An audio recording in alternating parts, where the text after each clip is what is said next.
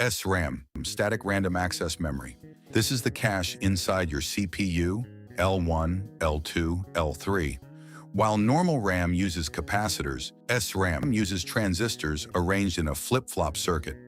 Imagine a light switch that stays on or off without needing you to hold it. Because it uses 4 to 6 transistors for every single bit of data, it is physically large and incredibly expensive to manufacture. However, it requires no refresh cycles. As long as power is applied, the data is instantly accessible. This makes it the fastest memory physically possible. DRAM, dynamic random access memory. To make memory cheap enough to have 32 gigabytes of it, we strip away the complex transistors and use a capacitor. Think of a capacitor as a tiny bucket that holds electrons. A full bucket is a 1, an empty bucket is a 0. The problem is capacitors leak electrons. Within milliseconds, the data fades away. That is why it is called dynamic. The memory controller must refresh every single cell thousands of times per second. This overhead makes it slower than SRAM but much denser. As DRAM and DDR, synchronous double data rate DRAM. In the early days, DRAM ran asynchronously. It ignored the CPU's schedule.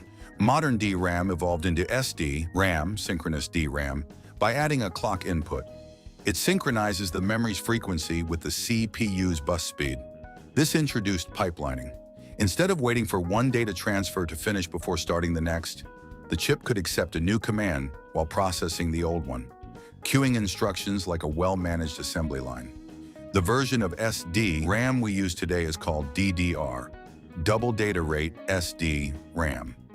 A digital signal is a wave that goes up and down. Standard SDRAM only transferred data on the rising edge of the wave. DDR pulls a trick. It transfers data on the rising edge and the falling edge. By utilizing both sides of the clock cycle, it effectively doubled the bandwidth without increasing the clock frequency. lpddr, low-power DDR. Your phone uses lpddr. The main difference here is the voltage swing. lpddr reduces the voltage required to send a signal, saving battery. But to compensate for the weaker signal, the chips must be placed physically closer to the processor to prevent data corruption. This is why you can't upgrade RAM in a laptop or phone. The lpddr chips are soldered millimeters away from the CPU to minimize trace length and resistance. GDDR, graphics DDR. For GPUs, we use GDDR. CPU memory is narrow, 64-bit, but has low latency, reaction time. GDDR is wide, up to 384-bit, but has higher latency.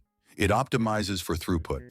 It doesn't care if the first packet takes a microsecond longer to arrive, as long as the next billion packets arrive immediately after.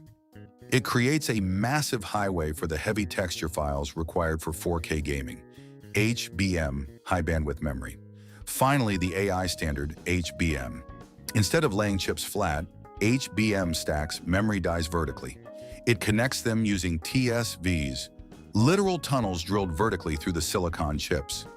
This allows for an incredibly wide interface, 1024 bits per stack. It provides bandwidth that standard RAM cannot physically achieve, which is why it powers the AI revolution.